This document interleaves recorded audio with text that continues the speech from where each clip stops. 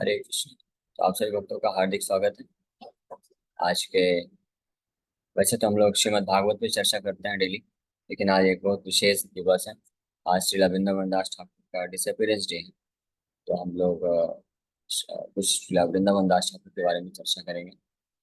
बहुत ही महान वैष्णव आचार्य हुए श्रीला वृंदावन दास ठाकुर, जिन्होंने श्री चैतन्य महाप्रभु के ऊपर नित्यानंद प्रभु के आदेश पे चैतन्य भागवत ग्रंथ की रचना की, जिसको हम हर संडे रेफर करते हैं, इससे हम पढ़ते हैं और श्री चैतन्य महाप्रभु की दिव्य लीलाओं को चर्चा करते हैं।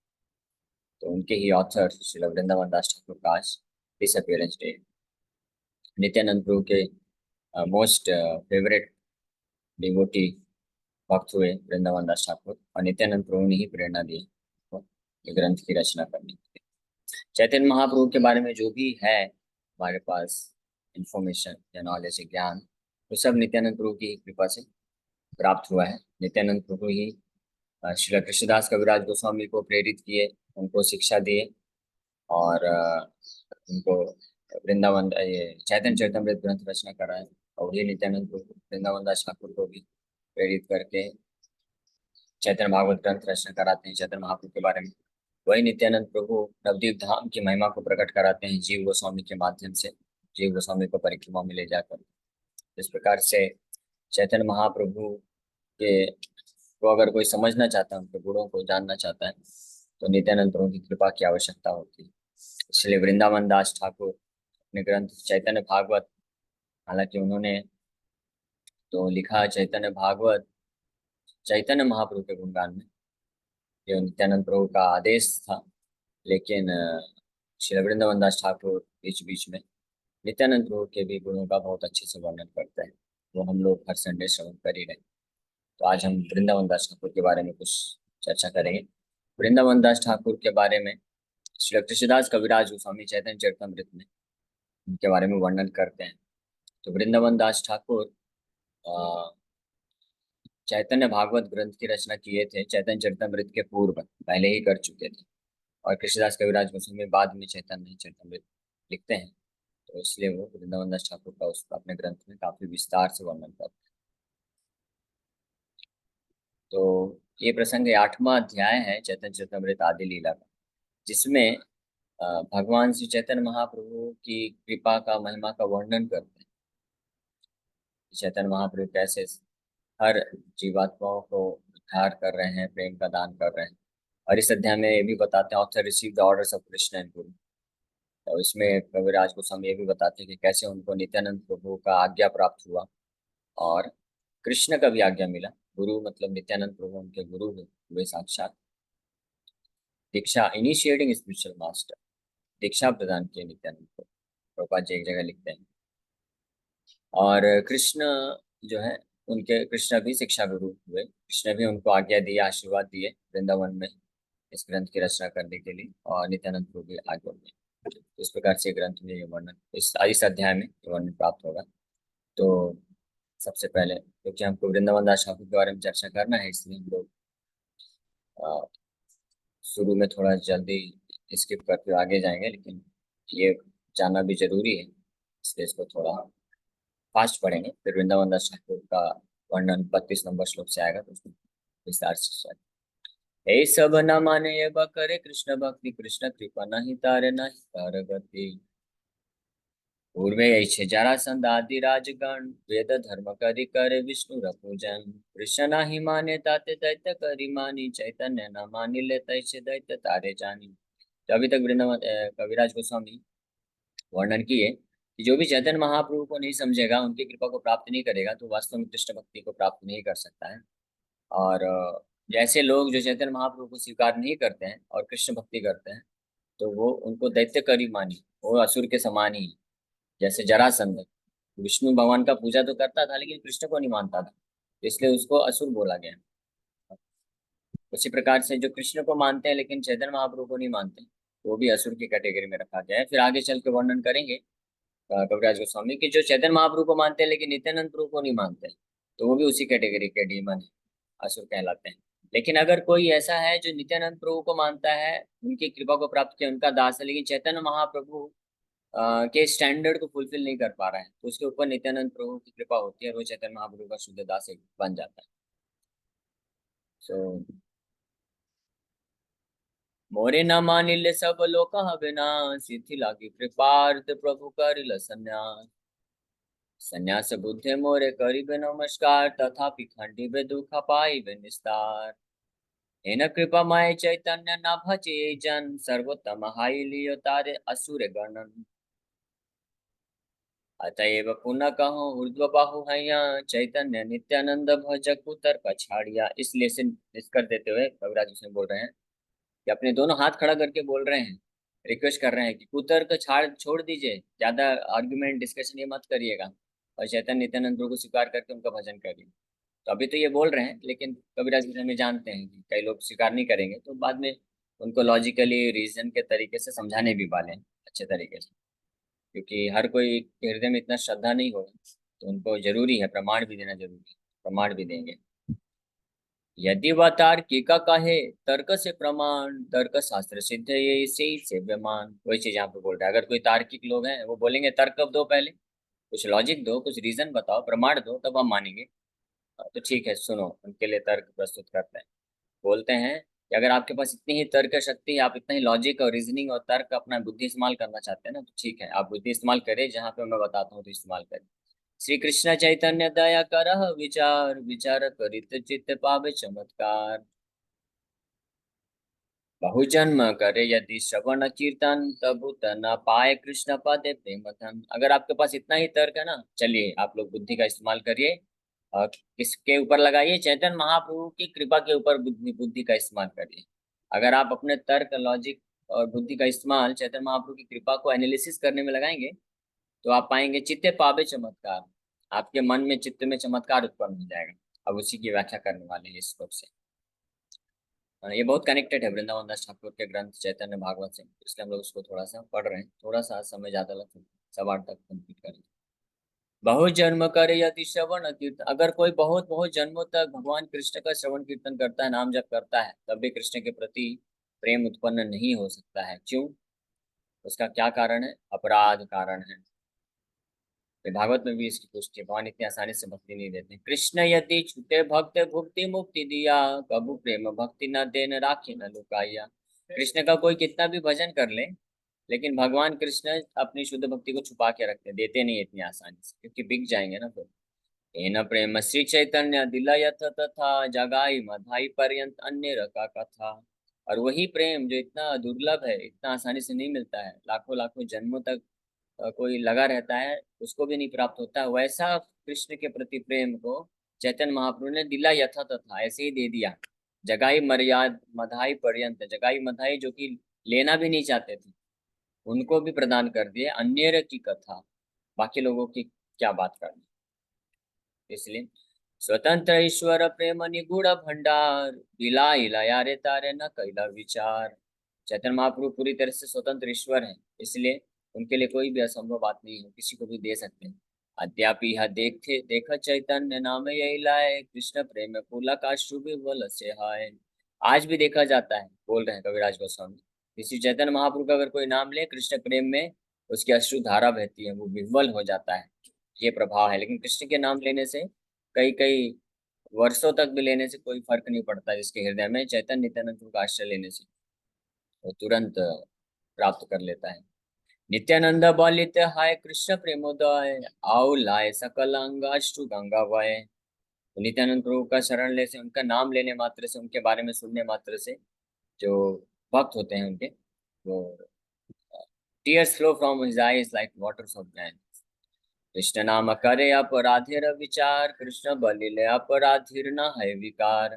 कृष्ण नाम लेने में अपराध का विचार होता है, इसलिए जो कृष्ण का नाम जप करता है और अपराध भी है जिसके हृदय में, तो उसका हृदय में विकार नहीं उत्पन्न होता है।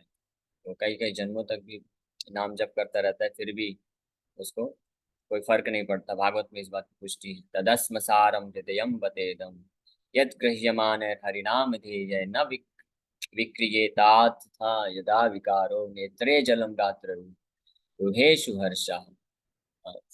तो परिचय ये भागवत में बताए हैं कि अगर किसी भगवान के नाम का जप करने से अगर किसी के हृदय हृदय पिघल नहीं जाता, शुधारा नहीं बहने लग जाती है, रोमांच कंपा शुतरंग नहीं होता है, तो इसका मतलब उसका हृदय क्या है, स्टील फ्रेम है। Heart is as hard as iron, लोहे के समान बहुत कठोर हृदय वाला है।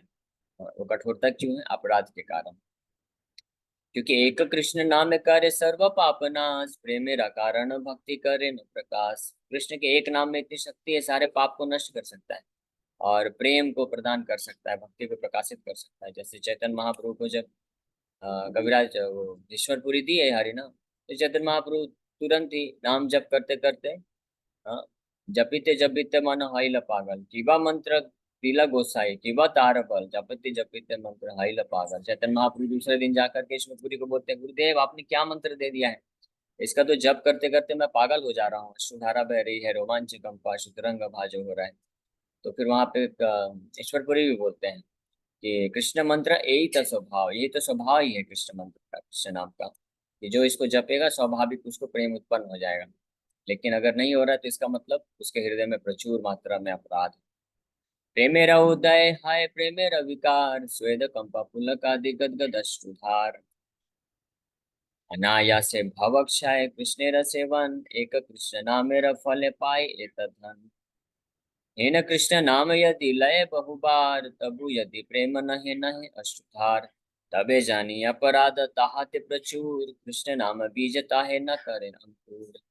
इस प्रकार का एक कृष्ण नाम लेने से ये फल होता है, तो उसको कृष्ण प्रेम का भंडार प्राप्त हो जाता है, अश्रुधारा बहती है। लेकिन ऐसा कृष्ण नाम को कोई बहुत बार भी लेता है, फिर भी अगर ये सब विकार नहीं है, तो इसका मतलब तहाते प्रचुर, अपराध हृदय में बहुत प्रचुर मात्रा में विद्यमान है। इसके कारण जो कृष्ण नाम बीज है वो अंकुरित नहीं हो रहा है। हाँ। लेकिन आप बता रहे हैं, यहाँ से सोल्यूशन बता रहे हैं कि ये सब क्या है, कैसे हट सकता, नलीफाई हो सकता है। चैतन्य नित्यानंद नाही ये सब विचार, नाम लेते प्रेम देना वही अश्रुधार।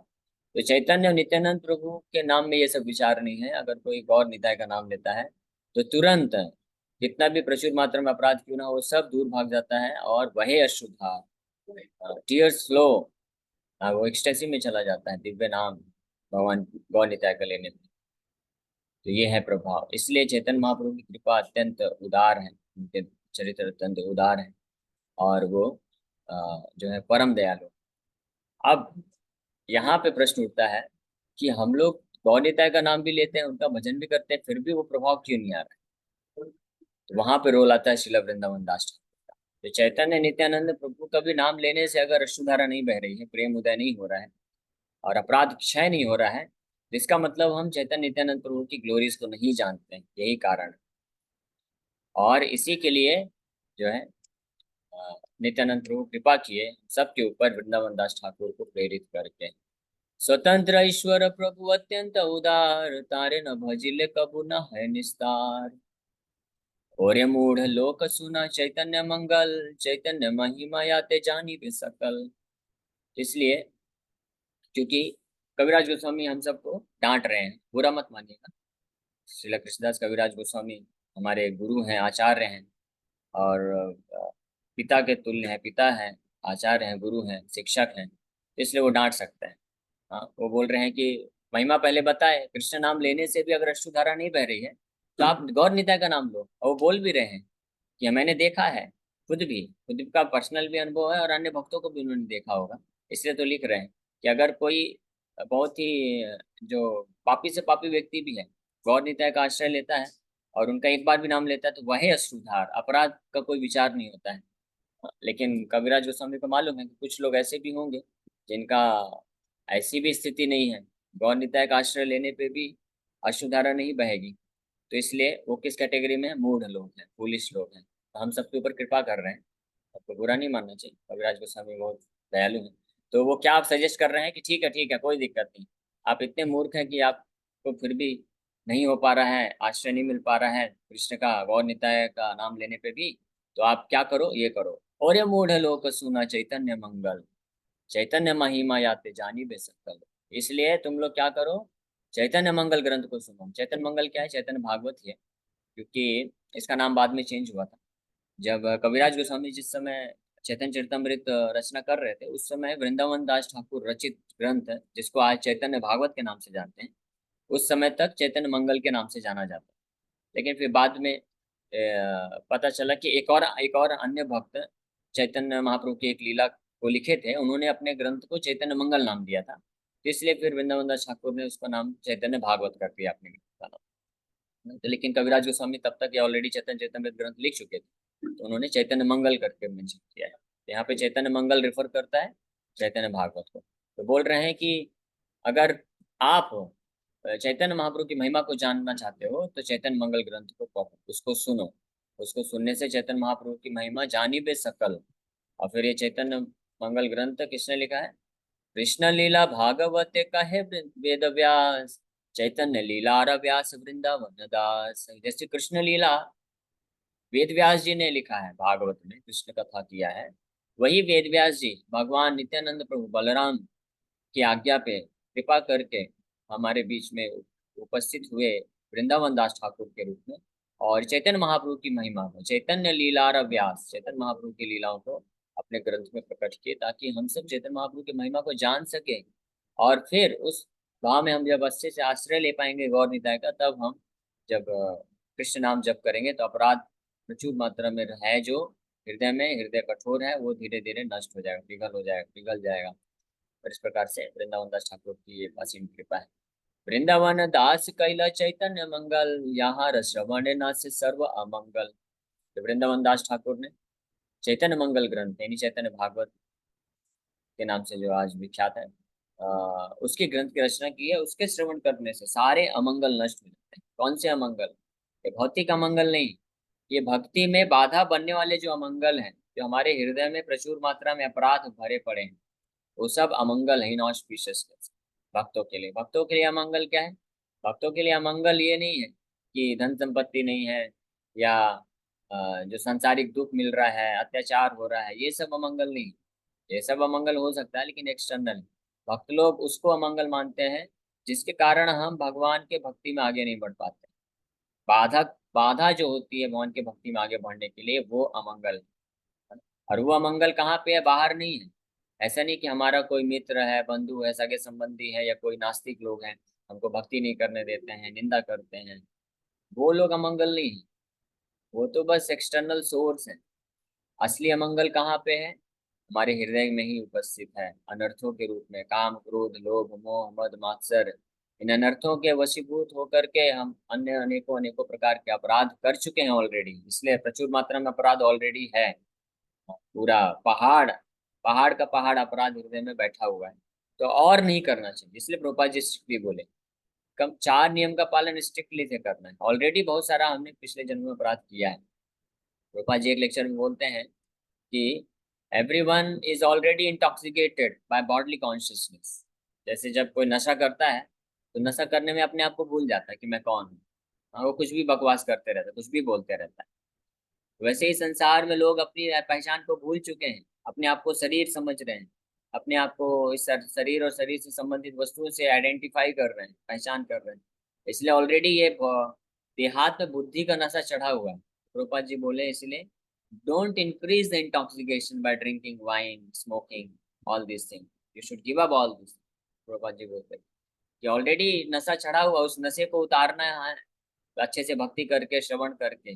अब नशा में भी और नशा चढ़ाएंगे तो फिर कैसे हो पाएगा? इसलिए उसको त्याग देना चाहिए पूरी तरह से। जैसा मांसाहार, नशा, चाय कॉफी, और अवैध स्त्री पुरुष संबंध, जुआ, ये सब पूरी तरह से त्याग देना चाहिए। तब हम जो है आगे बढ़ सकते हैं। तो ये अमंगल जो है, जब तक हृदय में अमंगल रहेंगे तब तक अ, हम आगे नहीं बढ़ सकते हैं। तो वृंदावन दास ठाकुर का ये बहुत महान योगदान है कि उनकी कृपा से चैतन्य महाप्रभु की महिमा को जब जानेंगे तो हमारे हृदय से सारे अमंगल नष्ट हो जाएंगे। चैतन्य नितायर याते जानिए महिमा, याते जानी कृष्ण भक्ति सिद्धांत तेरा सीमा। So by reading Chaitanya Mangal, one can understand all the glories and truths of Lord Chaitanya Nityananda and come to the ultimate conclusion we must service to God. ये कौन बोल रहे हैं? श्रील कृष्णदास कविराज गोस्वामी यहाँ पे बोल रहे हैं, जिन्होंने खुद चैतन्य महाप्रभु के ऊपर एक बहुत अद्भुत महान ग्रंथ चैतन्य चरितमृत की रचना की है। तो वो बोल रहे हैं खुद कि चैतन्य भागवत की रचना वृंदावन दास ठाकुर ने किया है, और उस ग्रंथ को पढ़ने से कोई भी व्यक्ति चैतन्य नित्यानंद प्रभु के बारे में सारी महिमा को, सारे सत्य को जान सकता है। इसलिए उन ग्रंथ का आश्रय लेना चाहिए। भागवते यत भक्ति सिद्धांते रसार, लिखी आछेन इहा जानी करिया उद्धार। इन श्री चैतन्य मंगल, later known as Sri Chaitanya Bhagavat, Srila Vrindavan Das Thakur has given the conclusion essence of devotional service by quoting the authoritative statement of Srimad Bhagavatam. तो भागवत का जो भी भक्ति का सिद्धांत का सार है, वो सब चैतन्य भागवत ग्रंथ में वृंदावन दास ठाकुर प्रकट किए। हाँ, पहले भागवत में व्यास देव जी के रूप में लिखे, लेकिन जान गए कि कलयुग में लोग इतने ज्यादा मंद बुद्धि हो जाएंगे, इतने अनर्थ पाप रहेंगे कि भागवत के कंक्लूजन को नहीं समझ पाएंगे। तो वापस आके फिर उसी भागवत के सार को अच्छे से समझाए वृंदावन दास ठाकुर चैतन्य भागवत ग्रंथ में, चैतन्य गौर निताय के माध्यम से। चैतन्य मंगल सुन यदि पाषंडी यवन, सेहा महावैष्णव है तत्क्षण। ये महिमा है वृंदावन दास ठाकुर रचित चैतन्य भागवत ग्रंथ की, कि अगर पाषंडी और यवन, पाषंडी मतलब एथिस्ट, नास्तिक लोग को पाषंडी बोला जाता है, और यवन, हालांकि शास्त्रों के अनुसार, पुराणों के अनुसार अ, सा पाषंडित भवे ध्रुवम यस्तु ब्रह्मरुद्रादि देवता समत्वम।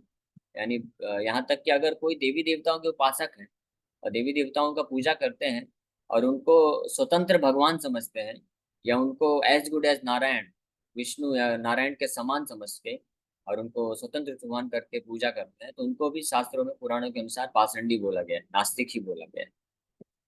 और यवन मतलब नॉन बिलीवर इन द वैदिक कल्चर, यवन। तो अगर कोई ऐसे पाषंडी और यवन भी है, वो भी अगर सुनते हैं चैतन्य भागवत की कथा को, चैतन्य महाप्रभु की लीलाओं को इस चैतन्य भागवत ग्रंथ से, तो सेहा महावैष्णव है तत्क्षण, वो भी महावैष्णव बन जाएगा। He will also become a great devotee, immediately becomes a great devotee. ये महिमा है भागवत में। ऐसा भागवत में तो दूसरे श्लोक में बोल दिया गया है, धर्म प्रोजित कैतवत्र परमो निर्मत्सराणाम सताम वेद्यम वास्तवमत्र वस्तु शिवदम त्रापत्रयम मूलनम। वेद्यम वेद्यम वस्तु, वास्तव वस्तु, निर्मत्सराणाम सताम। ये भागवत ग्रंथ जो है केवल निर्मत्सर, निर्मत्सर मतलब जो इनका हृदय से पूरी तरह ईर्ष्या का भाव नष्ट हो चुका है, हाँ, केवल वही भागवत ग्रंथ को समझ सकते हैं।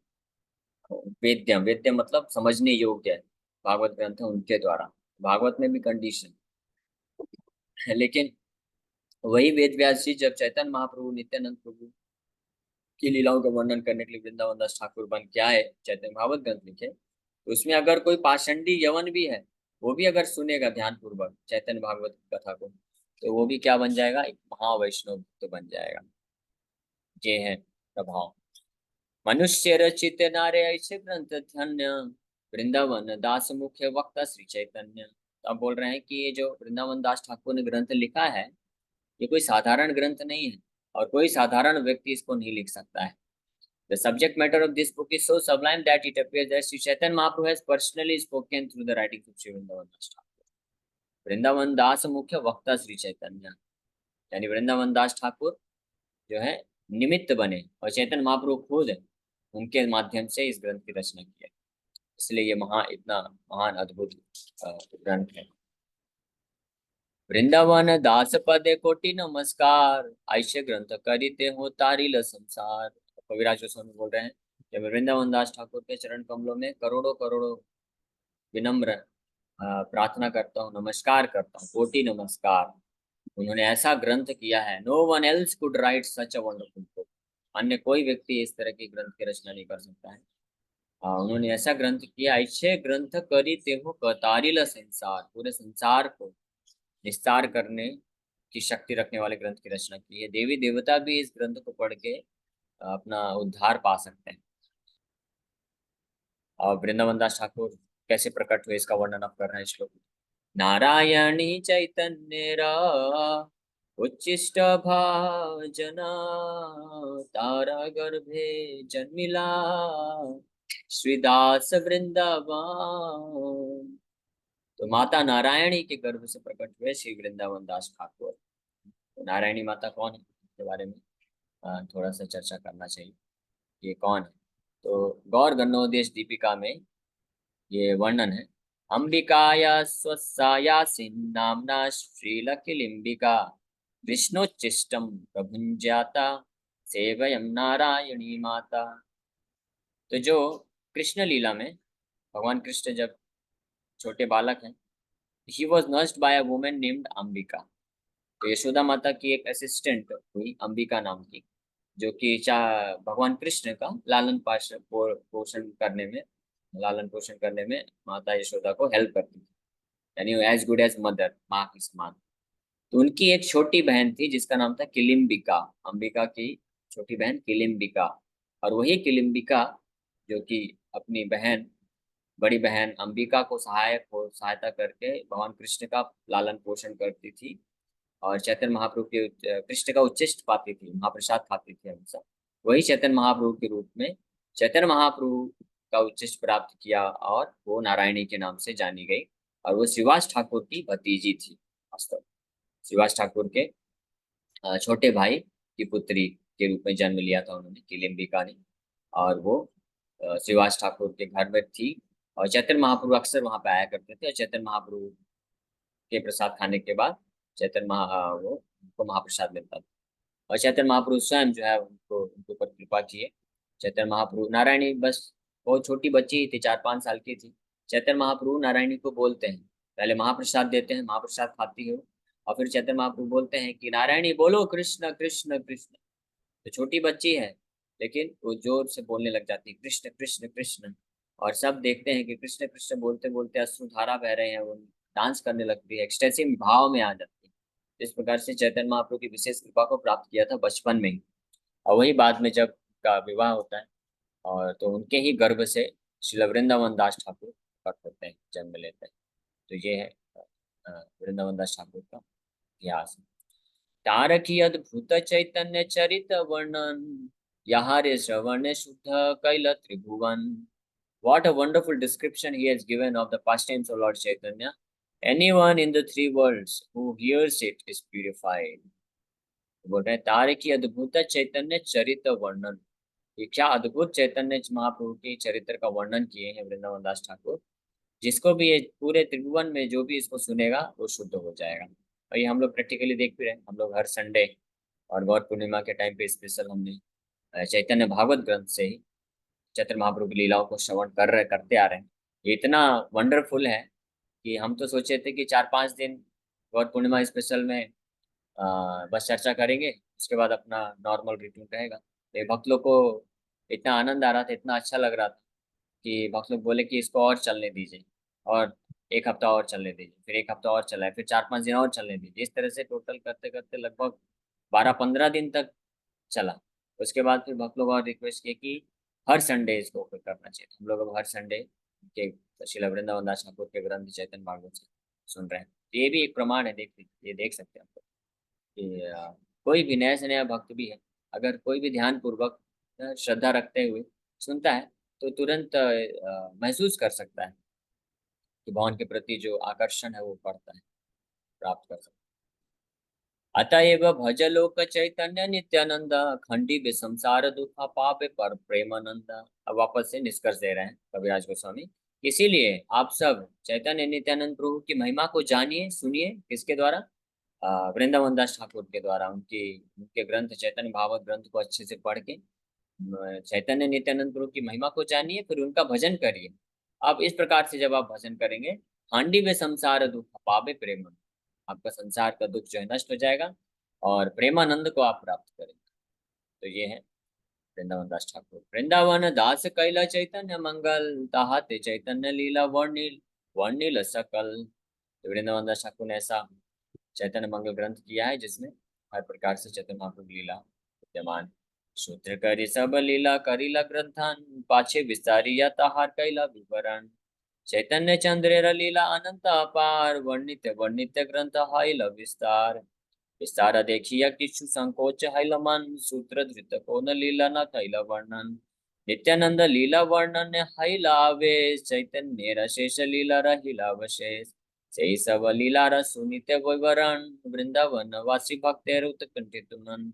वृंदावन कल्पद्रु में सुवर्ण सदन, महायोग पीठ तहाँ रत्न सिंहासन, ताते बसियाछ सदा ब्रजेंद्र नंदन, श्री गोविंद देव नाम साक्षात मदन।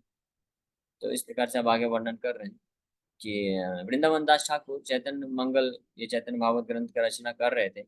और करते करते चैतन्य महाप्रभु की जो शुरू की ही लीला थी, वो इतना वर्णन करते जा रहे हैं, वो बड़ा प्रयास कर रहे थे कि मैं कम से कम शब्दों में लिखूं, क्योंकि नहीं तो ग्रंथ का विस्तार बहुत ज्यादा हो जाएगा तो फिर लोग जो है लोग नाटक करने लग जाएंगे बोलेंगे कि हमारे पास समय नहीं है, इतना बड़ा ग्रंथ, इतना मोटा ग्रंथ कौन पढ़ेगा, हम नहीं पढ़ेंगे। तो इसलिए हर ऑथर को ये मन में ये भय रहता है कि ऐसा ग्रंथ लिखना चाहिए ताकि लोग जो है उसको समझ भी ले, स्वीकार भी कर सके। तो वृंदावन दास ठाकुर प्रयास कर रहे थे, लेकिन चैतन्य महाप्रभु के दिव्य प्रेम में तो उनकी शुरुआत की लीलाओं को वर्णन करते जा रहे हैं, तो काफी विस्तार होता जा रहा है ग्रंथ का। तो उनके मन में संकोच उत्पन्न हो रहा है, अरे ये तो बहुत ज्यादा बढ़ता जा रहा है।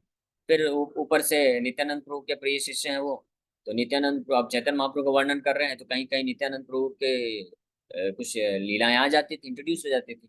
तो बस उतना ही थोड़ा बताने पे वो रुक नहीं जाते थे। तो नित्यानंद प्रभु के बारे में जैसे ही स्मरण आता था, उनके बारे में कुछ प्रसंग आता था, तो वो फिर नित्यानंद प्रभु के आवेश में आकर के उनकी लीलाओं को वर्णन कर जाते थे। तो इस तरह से नित्यानंद प्रभु की भी कई कई अध्याय समर्पित हो गए, तो ग्रंथ काफी बढ़ गया। तो इसके कारण जो शेष लीलाएं हैं चैतन्य महाप्रभु की, उनको जो है विराम देना पड़ गया, तो इसका वर्णन नहीं कर पाए ग्रंथ के विस्तार होने के भय से। तो इसलिए वृंदावन वासी भक्त जब उन लोगों ने सुना चैतन्य महाप्रभु की इतनी सारी शेष लीलाओं को भी, तो उन्होंने फिर रिक्वेस्ट किया कि एक और ग्रंथ लिखना चाहिए चैतन्य महाप्रभु के अंत लीला पे समर्पित। तो इसलिए कॉम्प्लीमेंट्री ग्रंथ के रूप में कृष्णदास कविराज चैतन्य चैतन्य की रचना करते हैं। तो इसी के साथ हम लोग यहीं पे विराम करते हैं। आशीला वृंदावन दास ठाकुर के चरण कमलों में हम लोग कोटि कोटि प्रणाम करते हुए उनसे अ, अनुरोध करते हैं, याचना करते हैं कि उनकी कृपा से हम श्री चैतन्य महाप्रभु नित्यानंद प्रभु की महिमा को जान सकें, और हमारे हृदय में जो प्रचुर मात्रा में अपराध विद्यमान है, जिसके कारण हम लोग कृष्ण भक्ति में आगे नहीं बढ़ पा रहे हैं, वो सब जो अमंगल है उनकी कृपा से नष्ट हो जाए, और हम भी भगवान कृष्ण के शुद्ध भक्ति को प्राप्त कर सकें। Thank you very much. समय हो गया है, यहीं पे विराम करते हैं।